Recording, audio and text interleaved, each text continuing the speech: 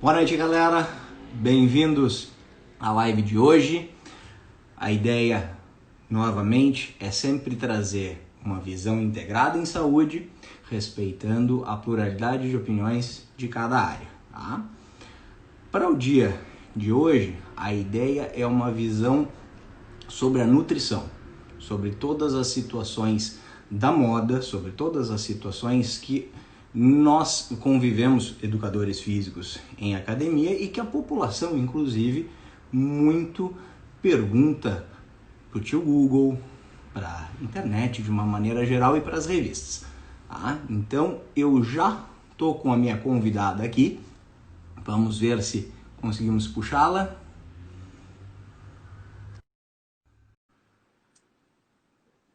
Vamos aguardar.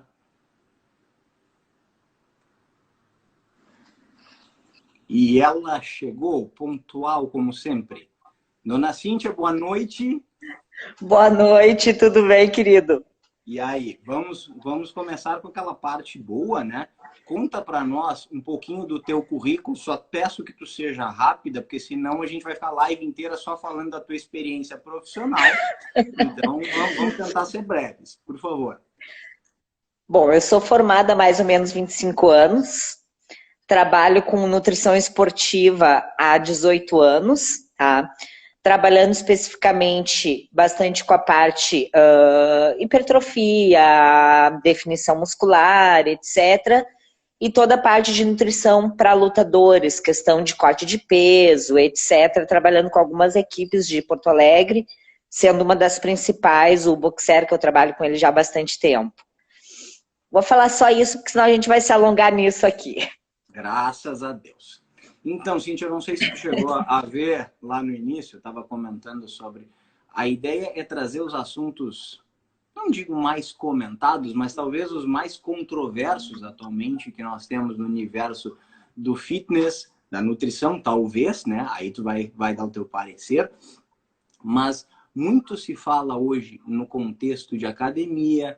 Vamos tentar tirar esse contexto também de pandemia.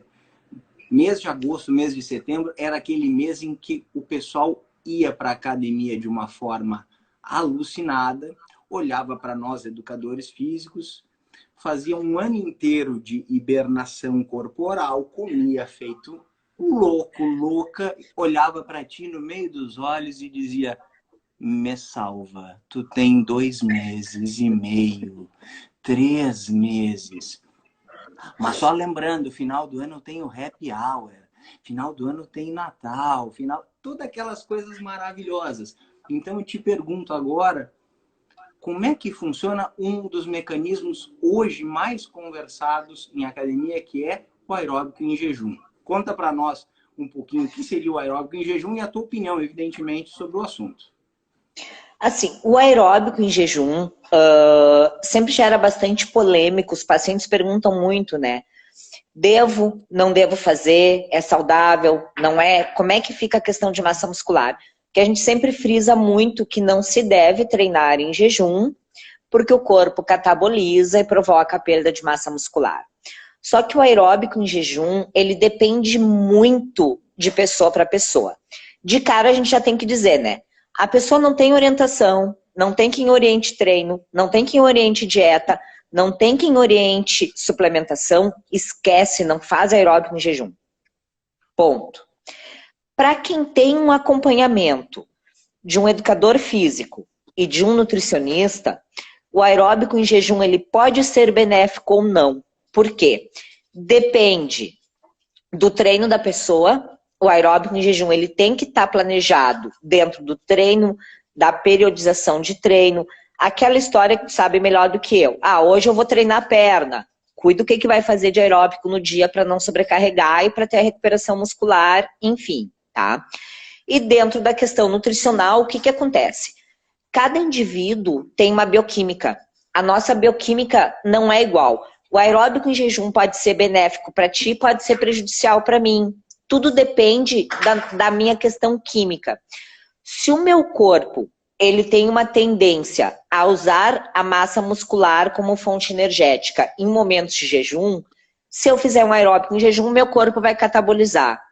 Agora, o que a gente observa? atletas ou esportistas mais bem treinados, que já tenham um determinado tempo de treino, que o treino esteja ok, a dieta esteja ok, o corpo, ele pode, e aí eu abro o pode, tá? Ter uma tendência a querer poupar a massa muscular e nesses momentos usar a gordura corporal, porque a nossa reserva adiposa, ela é uma reserva energética mais eficiente. E o corpo ele tem uma tendência a querer captar a gordura corporal como fonte energética e poupar o músculo. Isso a gente consegue geralmente como? Eu brinco e falo muito para os pacientes. Vamos testar, porque não tem como adivinhar qual é a bioquímica do indivíduo. Vamos pegar uma semana e vamos fazer o aeróbico em jejum e ver como é que vai ficar a composição corporal, como é que vai ficar a massa muscular, como é que vai ficar a disposição para o treino de uma forma geral, não do aeróbico. Treino de musculação, preparação física, enfim. Na outra semana, tiramos o aeróbico em jejum e vamos ver como é que vão ser os resultados e vamos comparar. E aí a gente consegue entender como é que o corpo da pessoa individual, responde ao aeróbico em jejum, tá? E às vezes a gente tem uma tática que dá para ser usada quando a pessoa... Tem pessoas que mesmo o resultado não sendo muito bom, gostam de fazer o aeróbico em jejum. Bom, a gente faz uma quebra falsa do jejum. Pega e adiciona o BCA antes do aeróbico. O BCA, ele faz com que ele force a entrada da glicose para o músculo durante o treino. E aí, com isso, tu consegue fazer com que a pessoa entre um pouco de glicose para aquele momento e ela não catabolize. Então, algumas pessoas, mesmo não tendo uma bioquímica benéfica, propícia ao aeróbico em jejum, tu consegue manipular com isso. Mas, então, o que eu sempre digo assim, depende de um para outro e não tem como adivinhar. Só testando, avaliando e montando toda a preparação. Eu já tive paciente que estava fazendo toda a preparação dele para hipertrofia, o resultado não estava sendo muito legal, foi combinado com o preparador dele que ele iria pôr aeróbico em jejum 3 vezes na semana, para que isso me permitisse aumentar o valor calórico da dieta. Ou seja, trabalho em conjunto, né? Conversando nutricionista e preparador físico, e ele começou a evoluir mais do que estava evoluindo antes. Então, tudo depende de todo o planejamento, não é uma coisa pontual. Mas uma estratégia, de uma certa forma, enxutinha também, não ficar lidando com isso. Eu te faço essa pergunta porque me chama muita atenção ao entrar muitas vezes nas stories, nas fotos da galera, o pessoal postando 6 horas da manhã, 7 horas da manhã, aeróbico em jejum, aeróbico em jejum. Eu tenho pena, provavelmente essas pessoas não devem ter nem comida em casa de manhã, porque entram em jejum todo dia. Deve ser um troço complicado. É que virou moda e as pessoas fazem sem saber o que estão fazendo. Eu vejo pessoas que não têm acompanhamento nenhum, nem de preparador físico, nem de nutricionista, fazendo aeróbico em jejum para emagrecer. Só Deus sabe se ela está catabolizando, se está perdendo massa muscular, se está perdendo gordura corporal, se está prejudicando a recuperação muscular, o que pode inclusive levar a lesões, tá? Não é apenas a questão estética que pode interferir também na questão de saúde da pessoa, tá? E o aeróbico em jejum, ele é mais uma das coisas que virou moda e as pessoas fazem sem saber o que estão fazendo e sem saber quais as consequências podem ter. Ah, mas eu emagreci um monte. Tá, e tu viu tua composição corporal, como é que tá? Olha aqui também, vamos ver que tem uma amiga aqui colocando, o ganho ou não da massa magra não dependeria também do tempo em que essa pessoa ficou em jejum? Dependeria também, tá? Daqui a pouco a pessoa faz lá, última refeição, que agora virou moda, né? Após as 5 da tarde não pode comer carboidrato. Tá. Aí a pessoa fez a última. Calma. Aí a pessoa fez a última refeição às 5 da tarde e vai fazer o aeróbico em jejum às 8 da manhã. Se ela descer as escadas de casa, ela já tá ferrando com o corpo dela. Deixamos. Estelinha, não sei se conseguiu entender aí, mas só dá um joinha aí para nós se tu entendeu, tá?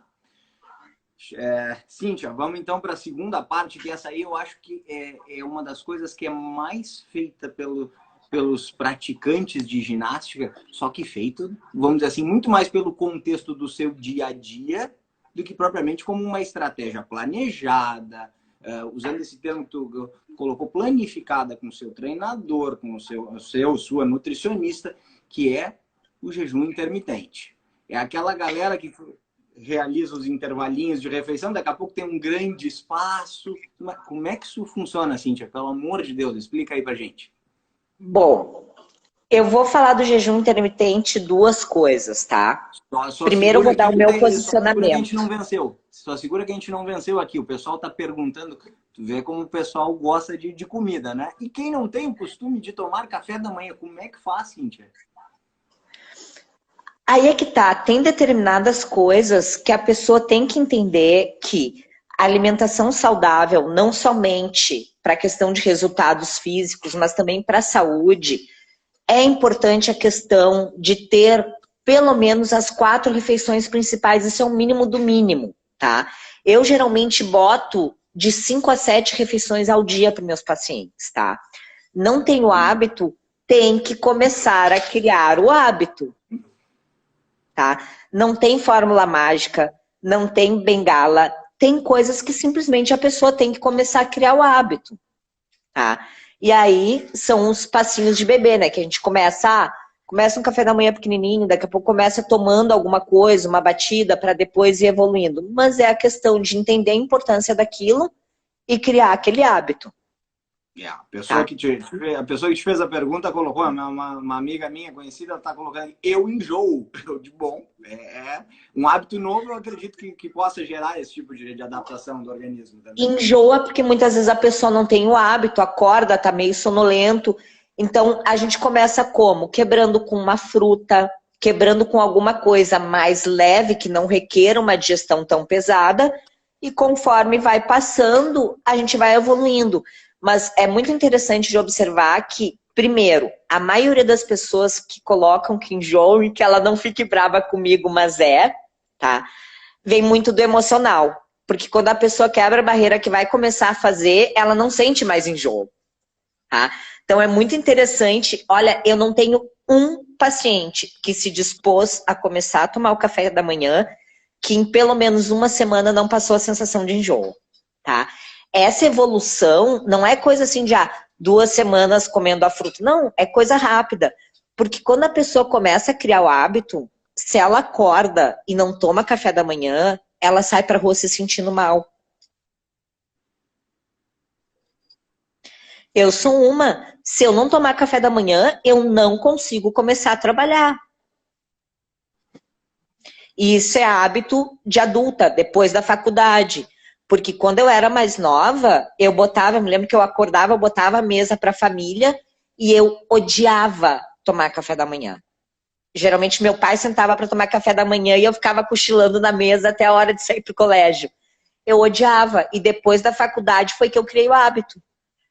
O engajamento que a galera tá aqui, vamos criar inclusive o partido do café da manhã, porque a galera tá respondendo a mil aqui. Eu quero o café da manhã melhor do dia, eu sou assim, mas tá bom.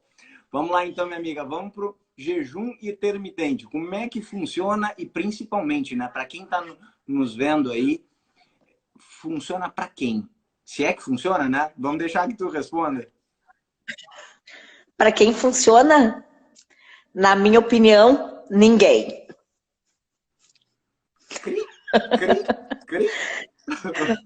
Vamos pegar, tem vários pontinhos para falar de jejum intermitente, tá? Para um pouquinho, Primeira coisa. Para tudo. Até a esposa tá mandando mensagem aqui. Se o café for um pouco mais tarde que o horário habitual ao acordar, algo lá pelas 10, assim. Como é que funciona? Tu vai lendo as mensagens aí que eu não consigo acompanhar as mensagens aqui, tá? Por isso mesmo. Vai lendo que eu não consigo acompanhar. Bom, tá autorizado primeiro lugar, também, tá? Tranquilo. Primeiro lugar, tá? Vou falar um pouquinho de bioquímica, vou tentar ser breve para não me prolongar, tá? Mas funciona, o nosso corpo funciona mais ou menos assim. Sempre que a gente come um alimento fonte de carboidrato, tá? A glicose liberada por esse alimento, ela dura no nosso corpo um limite máximo de 3 horas. Varia de acordo com o índice glicêmico do carboidrato que a gente ingeriu, mas a duração máxima é 3 horas. Quando bate as 3 horas, claro que é aproximadamente, tá? Nosso corpo ele entra no que a gente chama de mecanismo de jejum. O que é o mecanismo de jejum? É o corpo estar sem o principal combustível dele. É como tu querer que um carro ande com óleo e água, sem botar combustível, tá?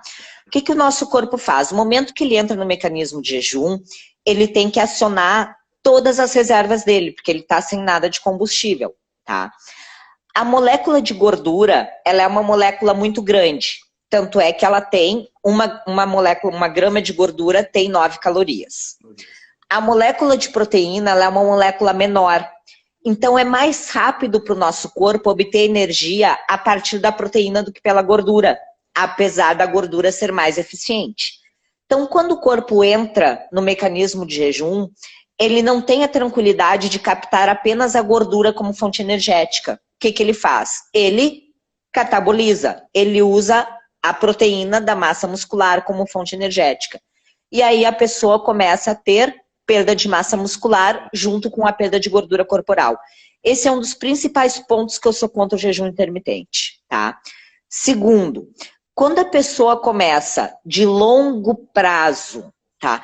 Um dia que tu ficou muito tempo sem comer, não vai prejudicar a tua saúde. Mas quando tu começa meses fazendo refeições com intervalos muito grandes, o teu corpo, o nosso corpo, ele é como uma máquina. Ele vai identificar que ele precisa se adaptar para sobreviver com essa oferta energética baixa. E como é que o nosso corpo se adapta para sobreviver com esses períodos de jejum prolongado? Alterando produção hormonal, alterando velocidade de digestão, alterando toda a parte metabólica. As pessoas devem notar que pessoas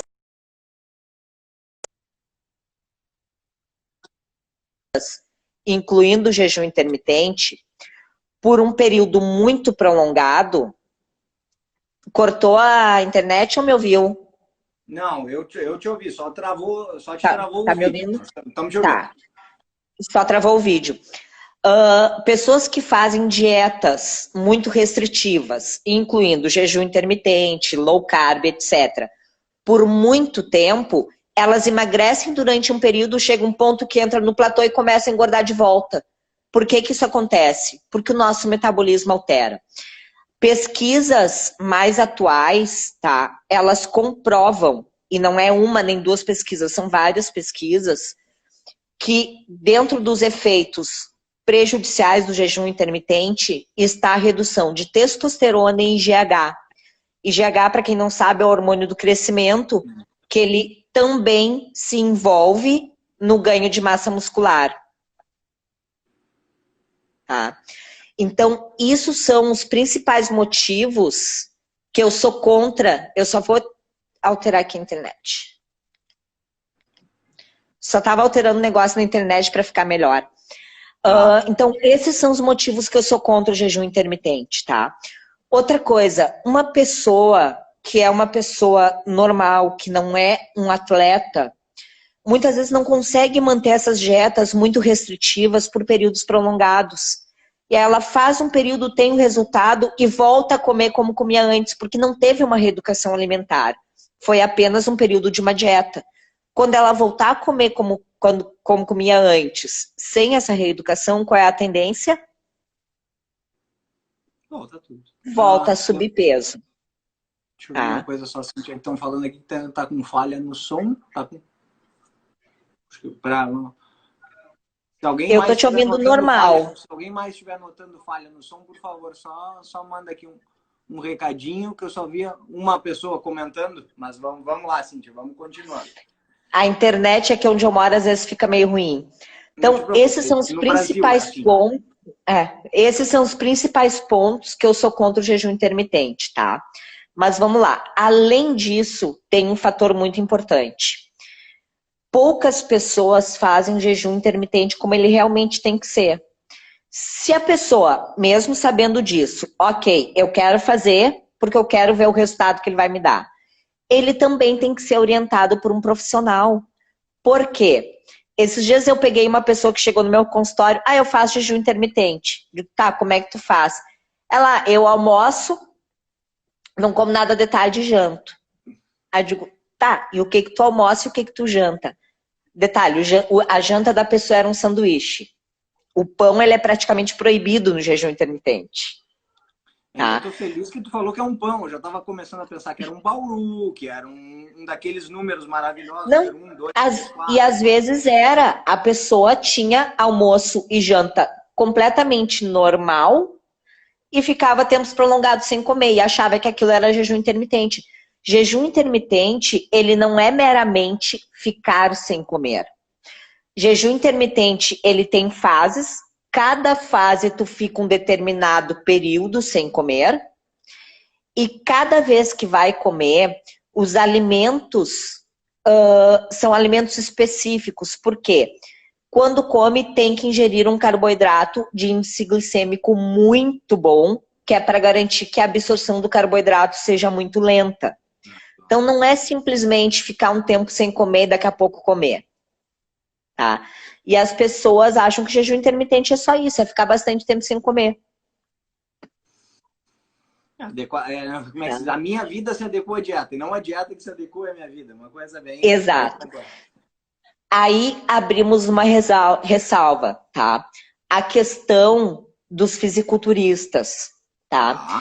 É importante entender, o que a gente vê muito na internet são fisiculturistas fazendo jejum intermitente, com um resultado muito bom em cima disso. E aí isso vai para a mídia e pessoas que não são fisiculturistas querem fazer esse tipo de dieta. E o que que acontece? Pega um fisiculturista, se ele muitas vezes for ter em períodos pré-competição, etc., uma alimentação normal, uma reeducação alimentar, ele não vai evoluir. Porque a gente está falando de corpos que simplesmente muitas vezes excedem a anatomia humana natural. Eles estão indo além do que o corpo deles permitiria de resultado. Então, eu até brinco, né, que fisiculturista às vezes esquece que é um ser humano, de tanto que treina e cuida de alimentação, tá? Então, a alimentação deles tem períodos que eles passam apenas com batata doce como carboidrato, tá? Sabendo muitas vezes que podem provocar alguns prejuízos, mas eles têm aquilo como esporte, como profissão. Então, é um caso totalmente à parte. Não dá para a pessoa que tem uma vida normal, que não vive disso, querer fazer o mesmo tipo de dieta que eles fazem, porque eles fazem aquilo para exceder uma anatomia humana. E aí pega um fisiculturista pós-competição e vê se eles mantêm a composição corporal que eles estão na competição. Não. Já existe uma palavrinha bonitinha que vem antes, que é atleta, né? Atleta de fisiculturismo. Então, quando já começa a entrar a situação atleta, a gente já precisa entender que existe uma barreira muito grande entre o atleta e aquele ser humano normal, que trabalha 8, 10 horas, que nem nós, assim, que nem está nos assistindo. Que não vive disso, né? Exato. Que não vive disso.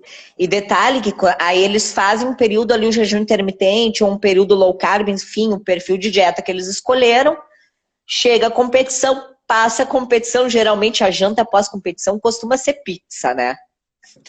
Tá? Passa a competição, eles sobem percentual de gordura de novo, então é uma coisa que não é a realidade da pessoa normal.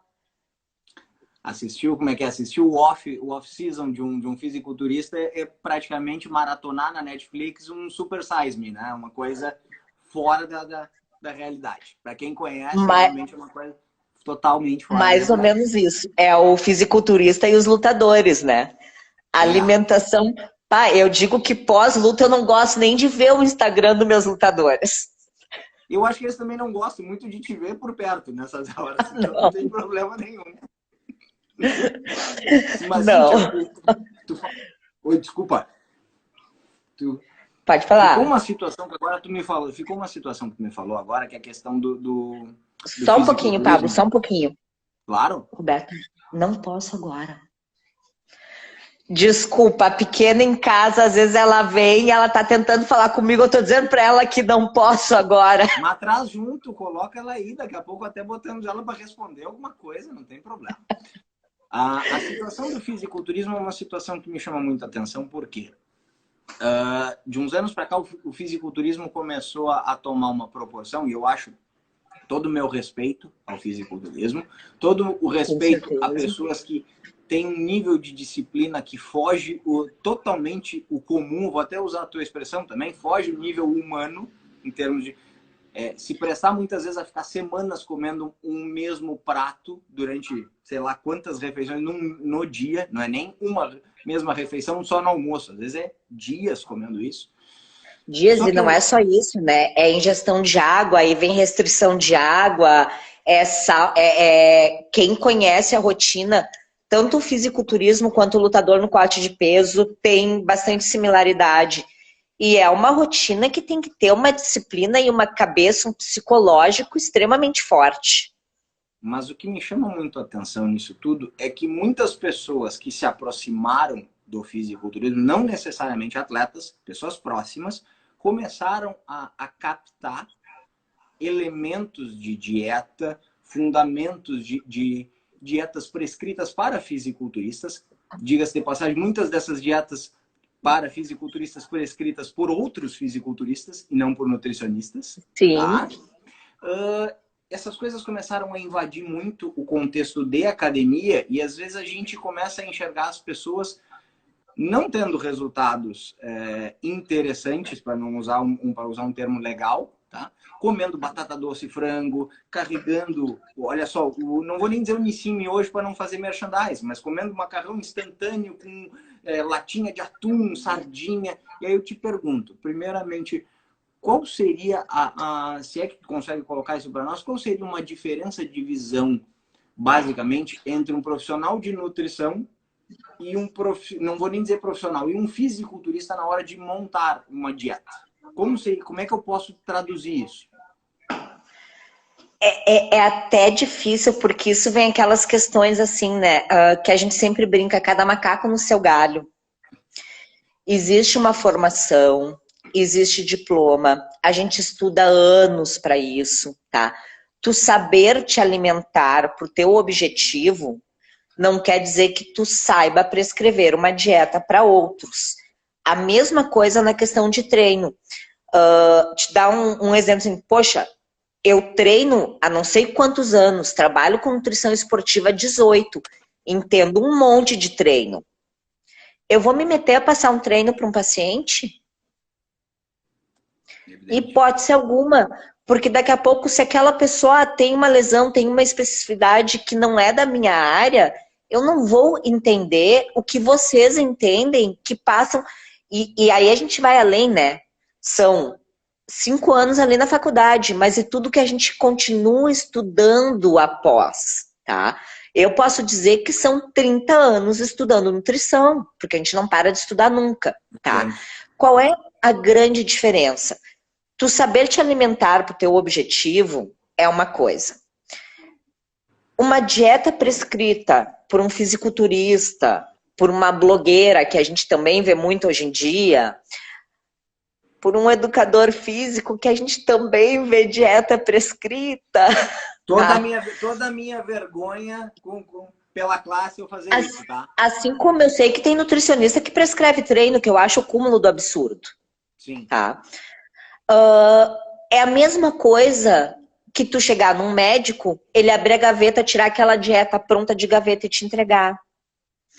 Ela não é uma dieta calculada e montada de forma individual. Uma coisa é tu restringir valor calórico. Por exemplo, a perda de peso, ela se baseia principalmente no quê? Na quebra do balanço energético, no balanço energético negativo. É a pessoa consumir menos calorias do que ela gasta. Então, para perder peso, qualquer dieta de restrição vai acabar funcionando.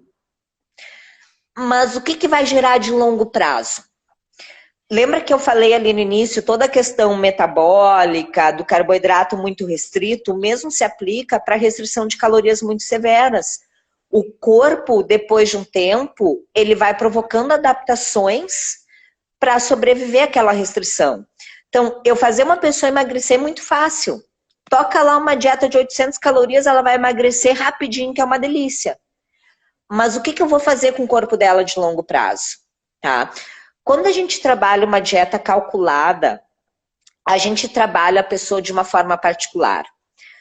Se levanta atividade física, idade, características de alimentação, características de saúde, exames de sangue, rotina da pessoa, porque a gente deve fazer com que a dieta se adeque à rotina da pessoa. Cada particularidade é coletada e é feito o cálculo de calorias, de macronutrientes, né? Proteína, carboidrato, lipídio, de acordo com peso, altura, objetivo, atividade física da pessoa. Então, é um cálculo todo individual, tá? Quando tu pega uma dieta, eu pego frequentemente pessoa que chega para mim, eu estava fazendo a dieta que o fulano lá me passou. Tu pega a dieta sem pé nem cabeça, tu vê que é uma dieta, tá? Esses dias mesmo peguei uma pessoa que estava com uma dieta prescrita. Ela tinha assim no almoço, 80 gramas de arroz, 80 gramas de carboidrato, podendo usar arroz, massa ou batata doce. Pelo amor de Deus, 80 gramas de arroz não é a mesma coisa que 80 gramas de batata doce, que não é a mesma coisa que 80 gramas de massa. A quantidade de calorias, a quantidade de carboidrato, a quantidade de todos os nutrientes é totalmente diferente. Existem os grupos... Você colocou aí já. Existem todos os grupos de equivalência que a gente trabalha dentro, sabe? Então, tu vê que são dietas escritas de uma forma bastante simplista e sem cuidado. E aí, muitas vezes, vem aquela coisa, né? Café da manhã, batata doce e frango. Meio da manhã, arroz integral e atum. Almoço, batata doce e ovo. Lanche da tarde. E assim fica o dia inteiro. A pessoa até tem um resultado legal. Mas, como eu disse, de longo prazo ela não mantém, provoca malefícios para a saúde e muitas vezes vai estar fazendo, inclusive, carências de nutrientes, tá? Que pode provocar outros problemas. Só para te avisar que temos além dos demais convidados aqui, amigos, nós temos uma presença internacional, um ex-paciente teu, o Bruno Rodrigues. O Bruno tá aí, tá falando em tapioca, inclusive. Acho que ele herdou contigo isso. Ele, o Branco, então... A tapioca acho que é herança minha. Não, pelo visto ainda se mantém, mas tudo bem. Amiga, Beijo, Bruno. Olha aí, ó. Tapioca é muito bom. Agora vamos ter o partido da tapioca. Já tivemos o partido do café da manhã, agora tá bom. É isso aí. Olha aí, melhor. Sabe que a tapioca é uma outra polêmica, que eu até vou fazer um adendo bem rapidinho. A gente escuta, né, muito, tapioca é bom, tapioca é ruim. Tu entra na internet... Porque tem alguém que gosta de tapioca demais aqui também. E aí? Tu entra na internet e tu vê artigos falando que tapioca é bom, tu vê artigos falando que a tapioca é ruim. Depende de com qual carboidrato tu tá comparando. Se tu for comparar a tapioca com a batata doce, óbvio, o índice glicêmico da tapioca é mais alto que o da batata doce. Mas vai comparar ela com o pão. O índice glicêmico é muito melhor. Uhum. Tá? E tudo depende da forma como tu faz. Por exemplo, quem quer melhorar o índice glicêmico da tapioca, faz uma crepioca misturando tapioca e um pouco de aveia. Não, desculpa, assim, já que não tem como não falar. O Bruno entra pra sacar. Tapioca com Nutella, quem foi que falou isso? Adivinha quem? Bruno Rodrigues. Só pode, né? Eu já ia te sugerir uma tapioca com gorgonzola, com bacon. O cara já vem direto no Nutella, pra sacanear mesmo. Tá bom. Ó, com Nutella e banana. Tá bom, nós vamos sair daqui todo mundo gordinho, comendo feito louco, tapioca. Não, gente, uma pasta de amendoim, banana e canela fica uma delícia e tá na dieta. Eu já ficava só com a banana e canela, pasta de amendoim, mas é por questão apenas e tão somente paladar, só isso, tá? Não desmerecendo a questão nutricional da pasta de amendoim. Ah, mas eu vou te dizer que tu sabendo escolher a pasta de amendoim, tem pastas de amendoim maravilhosas. Vamos conversar qualquer dia no consultório e vamos tentar chegar nesse consenso. Eu queria muito fazer isso e até hoje não consegui. Não consegui. Eu acho que eu não consegui achar uma marca boa para mim. Tem uma marca que tu consegue comer ela pura. Ó. Vou até falar para quem está assistindo, porque acho que isso não tem problema. A pasta de amendoim da Taste. A Taste tem belos molhos, condimentos ali que eu me recordo. A gente já comprou. Eles desenvolveram uma linha de pasta de amendoim, que elas têm a pasta de amendoim com cacau, a pasta de amendoim de prestígio, que é com um pouquinho de coco ralado. Olha, são deliciosas. Gostei. Não tem uma pasta de amendoim com Nutella também, antes que o Bruno resolva fazer alguma piada? Não. Então, tá. Não, essa não tem. Cíntia, agora vamos para um dos assuntos que não é segredo para ninguém, né? Que é a questão do uso de suplementos. Mas a gente tinha conversado anteriormente que me chama muita atenção o fato de nós sermos o estado da federação que definitivamente come mais carne. Se considerar carne vermelha, então, nem se fala. O churrasco é uma parte praticamente da cultura gaúcha, da mais conhecida, né? Da cultura no mundo. Somos o terceiro, pelo que eu me recordo aqui, terceiro estado da federação que mais consome também proteína oriunda de suplementação. E aí? É preciso tanto usar suplemento, comendo o que a gente come? Estamos falando, evidentemente, na média, mas o nosso aluno, normalmente, de academia é o cara que gosta de um churrasco, é o cara que do fim de semana, não em cenário de pandemia, né? E é o cara que consome proteína do bife, proteína do soro do leite. O que tu me diz? Depende. Vamos lá. Da mesma forma como eu falei de várias outras coisas, depende. Tem que se fazer um acompanhamento, tem que verificar resultado. Tanto é que quem é meu paciente, quem me conhece, sabe que eu nunca entro com a dieta e a suplementação juntos. Eu sempre inicio primeiro a dieta. Tem gente que até sai brava comigo, porque as pessoas vão para lá louca para começar a suplementar. Digo, não, primeiro vamos começar com a dieta, vamos ver o resultado e a partir do resultado a gente identifica se precisa ou não da suplementação. Então depende muito, depende do resultado, porque cada química é uma química diferente. Tem pessoas que só com a alimentação conseguem suprir. Agora mesmo, eu tô com um paciente que é adolescente, que ele até ficou meio brabo, porque ele queria suplementar e a mãe não queria que ele suplementasse. Começou a dieta, a alimentação dele anterior era muito ruim. Só com a dieta, disparou a ganhar massa muscular. Para quem traz suplementação? Ele ficou meio de cara comigo. Ficou meio de cara, mas acabou aceitando porque o resultado dele estava vindo muito bem. Eu disse, no futuro a gente pensa, mas agora tu só vai rasgar dinheiro se tu botar suplementação. Tá? Como um professor meu de bioquímica do pós uma vez falou, a suplementação mal utilizada, a pessoa vai conseguir ter a urina mais cara do mundo. Eu me recordo de vários professores que falavam a mesma coisa, a urina mais cara. Exatamente. Então, a suplementação, ela tem que ser prescrita dentro de um contexto de dieta e de treino. Ver se é realmente necessário, ver se não vai provocar prejuízos à saúde, porque dependendo de qual suplemento e de condições pré-existentes, pode inclusive prejudicar a saúde da pessoa se ela for mal utilizada, tá? Mas é extremamente válido, tá?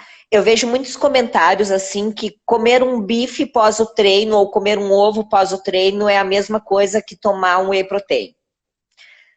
Não. Cheguei a sair dessa, né? Ok. Tá, Só quem nunca usou para poder dizer. Vem a resposta taxativa. Quem usa a suplementação sente a diferença na recuperação do treino, sente a diferença na disposição geral para os treinos, tá? Explicando tecnicamente o porquê que é diferente. Primeiro, tu vai comer uma carne de gado. A gente tem a mediana de valor nutricional das carnes, tá? Mas aquele boi que tu tá comendo, ele foi criado solto no pasto ou ele foi criado confinado? O que ele usou Isso, com hormônios e tudo mais? Sim. exato. Isso já difere a composição da carne, tá? Isso, primeiro fator. Quando tu usa um suplemento, se tu usar, obviamente, de um fabricante que seja confiável, tá? Tu sabe exatamente quantas gramas de proteína tu tá ingerindo. E a gente consegue, com isso, manipular de forma a dar a gramagem exata que a pessoa precisa para a recuperação do pós-treino. Primeiro fator esse. Segundo fator, vai comer um ovo pós o treino. Ele bate lá no sistema digestório, ele tem que passar por todo o processo de digestão para depois ser absorvido, para aí aquilo que for proteína entrar para a corrente sanguínea, ser sintetizado, metabolizado e só depois está disponível para o músculo, tá? Então, a proteína que tu comeu lá no teu café da manhã vai estar disponível para o teu músculo de noite. A do pós-treino vai estar disponível só para o dia seguinte, tá? Então, essa coisa de comer ovo no pós-treino, comer gado no pós-treino, não é a mesma coisa de usar suplementação, tá? É importante entender. Nem sempre ela é necessária, mas se a pessoa não for usar, saiba por quê, saiba corretamente, tá? Outra coisa, a suplementação, tu pega uma pessoa que quer perder gordura e ganhar massa muscular. Tu tem que trabalhar o máximo de oferta de nutrientes com um valor calórico controlado. Tu pega ali creatina, BCA, glutamina, são tudo suplementos essenciais para o músculo, tá? Recuperação muscular, formação de fibra, envio de glicose para o músculo, etc. Zero valor calórico. Aí tu pega um whey, toda a proteína que o músculo precisa no pós-treino, valor calórico extremamente baixo. A suplementação, ela nos ajuda a manipular a dieta, de forma a manter um valor calórico controlado com uma oferta nutricional para o músculo alta. Então, é uma baita de uma carta na manga, tá? Perguntaram suplementação para veganos, já comento, tá? Uma outra coisa, tu falou ali que o Rio Grande do Sul é um dos estados com a maior ingestão proteica, tá? Realmente somos, tá? Eu, particularmente, consumo pouca carne vermelha, tá? Em função de que a carne vermelha, ela realmente tem alguns aditivos que são bastante cancerígenos, tá? Tanto é que o Rio Grande do Sul, ele tem uma alta taxa de câncer de intestino e apesar de não estar comprovado, eles levantam suspeitas que possa estar relacionada à questão da carne vermelha e dos embutidos, que nosso consumo é muito alto. Sim. Mas, apesar da gente não querer falar da pandemia, eu quero deixar uma interrogação para as pessoas. Por que que eu coloco interrogação? Porque em nenhum momento isso foi pesquisado, tá? E não foi colocado em nenhuma pesquisa, não foi, mas muitos nutricionistas estão se antenando para esse estralo que surgiu, tá? Tu pega aí Rio Grande do Sul, Santa Catarina, Argentina, Uruguai, estão com taxas de recuperação do vírus extremamente altas. Acima tanto de 84, é que... 84, se não me engano, 84, 85%. Teve um dia que nós chegamos a bater os 89% de taxa. A média brasileira é na faixa de 40%. Tá? Por que que a nossa taxa de recuperação é tão mais alta que outros locais? Pega ali, característica dessas 4 localidades que eu falei. Consumo de proteína extremamente alto. Santa Catarina não é tanto carne vermelha, mas muito peixes e frutos do mar. Tá? Argentina, Uruguai, o consumo de carne deles é tão alto quanto o nosso, ou até mais, né? Aí tu pega Europa, que a taxa de recuperação deles é péssima. Qual é a característica da alimentação deles? Carboidrato. Estados Unidos, qual é a característica principal de alimentação deles? Junk food. Ou seja, proteína de baixa qualidade e muito pouca. O carboidrato é a base deles, tá? Sim. Então, isso aí tudo deixa esse alerta. Será que o nosso consumo de proteína Eu vou ter que ligar o carregador do celular que tá caindo minha bateria. Tá certo, vai lá. Será que o nosso consumo de proteína não é uma das coisas que beneficia? Pode. Tá. Vamos. Então, tem muita gente na área da saúde que está começando a falar disso, tá? Então, não seria meramente a suplementação, né? O consumo de proteína de uma forma geral, tá? Teve uma pessoa ali que perguntou como é que fica a suplementação para veganos, tá? A dieta do vegano é outra dieta que tem que ser vista de uma forma muito individual, tá? Quais as proteínas a pessoa está comendo? Ela é vegana ortodoxa? Não. Ela aceita algum tipo de proteína animal? Não aceita nenhuma, tá? Eu já vi paciente que era vegano, que ele consumia ovo e leite numa boa, mas aí ele me explicou qual a fonte e o porquê, tá? Não teve como não fazer essa cara, mas tudo bem. Okay. Era um conceito de vegano um pouco diferente, tá? Ele era veterinário. Tá bom. Ele era veterinário e ele me deu toda a explicação do porquê que ele não era contra o consumo desses dois, tá? Okay. Então, tem que ver vários pontos com relação ao vegano e aí calcular quanto de proteína ele está conseguindo fechar na dieta. E dentro disso, ver se é importante ou não entrar com suplementação. Eu tenho vários pacientes que são veganos, alguns usam suplemento, outros não. Quando ele chega para mim e diz, sou vegano não praticante, o Bruno. Tá impossível, tá impossível. Quando o paciente chega para mim e diz, olha, eu não quero suplementar, ok, vamos fechar pela alimentação. A gente consegue fechar a proteína tranquilamente. Suplementação ajuda até para variar um pouquinho, tá?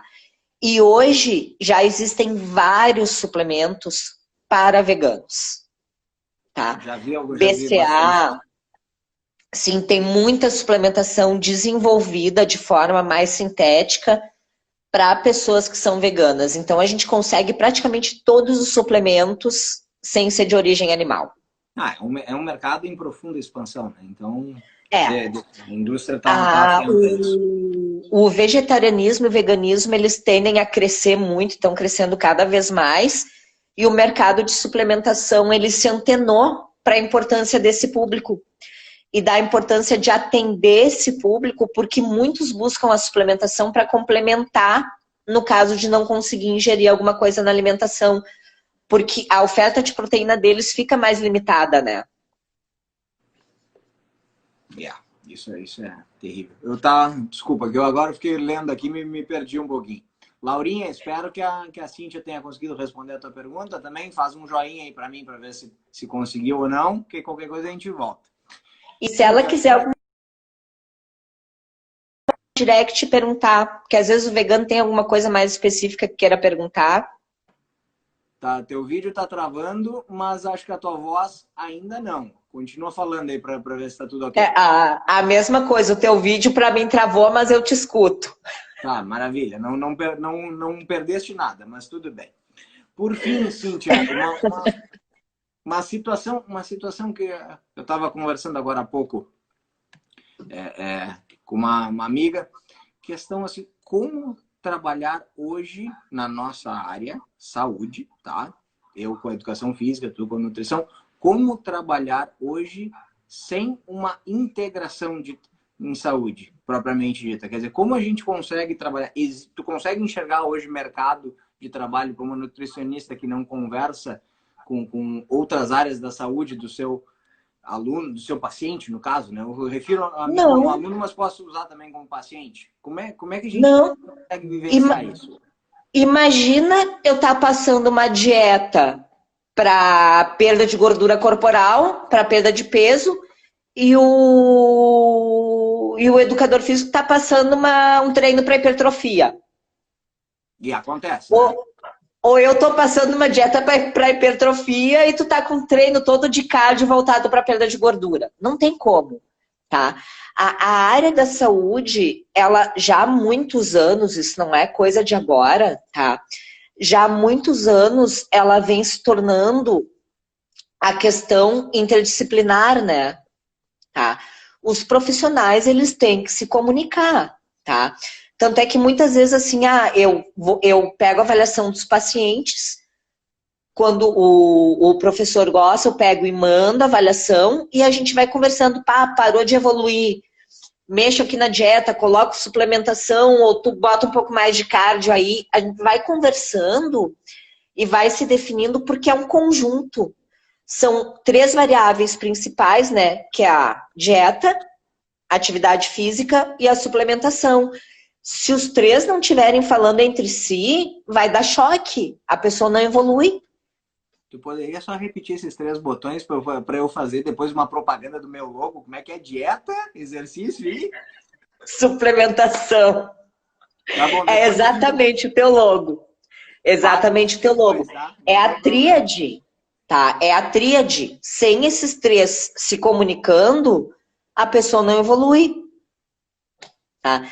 Mesma coisa que eu já vi assim, paciente fazendo todo o planejamento para perda de peso, vai lá e toca ali hipercalórico depois do treino. Tá, dieta, treino bonitinho, suplementação não tá conversando. Não adianta, os 3 têm que estar em harmonia. Vou ficar com aquela tua primeira frase lá do início, né? Não existe fórmula mágica, não tem como. Não tem fórmula mágica. É orientação, disciplina, tá? Porque tem que ter disciplina, estar realmente afim daquilo, tá? Eu acho, e buscar... eu acho que, acima de tudo, ver um propósito, né, Cíntia? Que ver, eu acho que senão não... o que mais me choca é que as pessoas falam que querem, para mim, e acredito que para ti não seja muito diferente, eu quero saúde. Não. Mas aí eu brinco, não, tu quer saúde? Como gordinho, tu consegue ter saúde, mais ou menos. Não, mas eu quero ser um saudável com um corpinho assim. Então tu quer estética. Então, é a questão do enxergar um propósito na situação, tanto para a questão estética, vamos combinar, eu acho que é uma coisa legal para a autoestima, mas sim, eu enxergar isso como uma coisa longeva, uma coisa que me traga benefícios a médio e longo prazo. Entender o seu objetivo, entender a sua meta. Sabe que isso é uma ferramenta que o coaching me trouxe, né? O conseguir mostrar para a pessoa que ela tem que entender qual é o objetivo que ela tem. Porque se ela não entender, ela não sabe para onde ela vai, ela fica meio perdida no meio do caminho. É o ter a meta, ter o objetivo e saber o caminho que a gente vai traçar. Às vezes as pessoas chegam para mim, eu quero perder 10 quilos em um mês. Não, só um pouquinho, vamos rever essa meta, vamos rever esse objetivo, a gente tem que ser realista, saber para onde está indo, por que quer isso. Às vezes as pessoas chegam para mim, querem porque querem emagrecer e não evolui. Chega um ponto que eu dá no meio, né? Tá, tu quer emagrecer? Quero. Por quê? Por que isso é importante para ti? É verdade. Mas isso não é muito diferente contigo do que é comigo, né? O problema maior é que eu não sei se até pelo convívio que as pessoas normalmente têm conosco. Tu tá me ouvindo? O teu vídeo travou. Tá, agora voltou. Voltou. Não sei se pelo convívio, que normalmente o paciente, o aluno tem maior conosco do que propriamente com o nutricionista, fica aquela história de eu quero emagrecer, mas eu tenho uma festinha no final de semana. Nós conhecemos, né, pessoas assim. Eu digo, tá, mas vai ter que beber. Eu ainda estou usando vai ter que beber. Toma um pouquinho, cara. Aí a pessoa diz, não, tomei um pouquinho para cair. O outro resto eu já nem lembro. E aí volta torto, não fica uma semana sem treinar direito. Então tem que voltar tudo da estaca zero. Um dia a gente pode fazer uma live falando só sobre bebida alcoólica. Essa é divertida de ver a reação do pessoal. Eu ouvi uma gargalhada do outro lado da sala aqui, que é melhor nem conversar sobre isso agora, mas tudo bem, né? Paciência. A Laurinha está perguntando aqui, Cíntia, a mesma que te falou sobre a questão do veganismo ali, da dieta para veganos, como é que se foge do efeito platô? Eu acho. Eu tenho uma opinião, a gente trabalha junto, então eu tenho mais ou menos uma ideia, mas vamos lá, é contigo. Primeira coisa, não fazendo dieta de moda, porque toda dieta de moda ela vai levar a um platô. Tendo orientação de um profissional, porque o que acontece? Quando se trabalha a reeducação alimentar, a dieta equilibrada com calorias, carboidrato, proteína, etc., tudo calculado de acordo com a necessidade da pessoa e fazendo atividade física, é importante ressaltar isso, chega um ponto que a gente começa a acelerar o nosso metabolismo. Sim. E aí, a tendência é não entrar em platô. Ou se entra em platô, a gente mexe um pouquinho no planejamento e a pessoa já volta a ter perda de peso. Então, isso é importante, ter uma orientação. Até porque, assim, tem muitas pessoas que mesmo com atividade física, dieta equilibrada, elas entram no platô. Tá, e aí não tem uma orientação. O que eu faço agora para sair do platô? Mas aí não é, Mexo no quê? aí não é tão fácil pegar o educador físico num telefone e o nutricionista e mais ou menos conversar. O que tu tá fazendo mesmo? O que eu tô fazendo? Tá, vamos chegar num acordo. Aí, assim, quando tu aperta esse lado, eu dou uma apertadinha. Quando o organismo começar a se recuperar do teu estímulo nutricional, eu pego mais forte. E a gente fica nesse jogo de estímulos. Exatamente, fica jogando. É isso que eu disse ali da questão interdisciplinar. A pessoa parou de evoluir. Pá, lança lá, ô Pablo, tá estabilizado, o que que tu acha? Mexemos na dieta, tu mexe no treino, o que que a gente vai...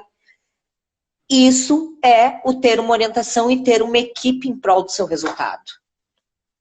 Pois então. Cíntia, tô chegando aqui, já tô recebendo até alerta já de que estamos chegando no final. Vai terminar. O horário aqui. Mas vamos lá. Como é que o pessoal te encontra nas redes sociais? Como é que o pessoal te faz a propaganda que tu pode, né? Que eu sei que temos conselhos agora de olho na gente, então... Como é que funciona? É só procurar ali Cíntia no Trainer, tá? Inclusive, para quem assistiu uma live, como a gente estava combinando, eu vou largar uma promoção. Se quiserem, entre em contato comigo pelo direct, que eu passo o número do WhatsApp. E procurando ali no meu Instagram, tem o número do WhatsApp. Então Cíntia é só no chamar Trainer? por ali. Cíntia no Trainer ou no Trainer, que é o da clínica. Perfeito. Minha amiga, sem palavras, parece mentira, mas eu não sei há quanto tempo que eu não vou aí no consultório. Vamos botar a culpa só na pandemia, tá? Mas eu volto, eu prometo. Tá? Eu posso até levantar para dizer que não tá grave a situação, tá tudo bem, mas vamos combinar agora, então logo essa pandemia passe. Mas desde já, muito, muito obrigado e vamos continuar. Eu que agradeço e qualquer coisa chama que a gente faz de novo. Tá bom. Gente, Tá, meu amor. próxima semana, só para já deixar claro, até já fica também de olho, Cintia, vamos trazer um ginecologista para falar sobre ações integradas em saúde, agora voltado às mulheres. Equação hormonal, como é que isso funciona, o que que ajuda, o que que não ajuda. Então, mandem as suas dúvidas para mim por direct, por favor. Tá bom? Cíntia, bem interessante. Eu vou estar aí para assistir. Show de bola. Cíntia, um beijo grande. Beijo. Obrigado. Pessoal que ficou aí conosco todo esse tempo, depois fica no Instagram TV, tá bom? Beijo grande. Tá, um beijo na Lu aí também. Tá bom, beijo. Beijo para todo mundo. Boa noite. Boa noite, gente.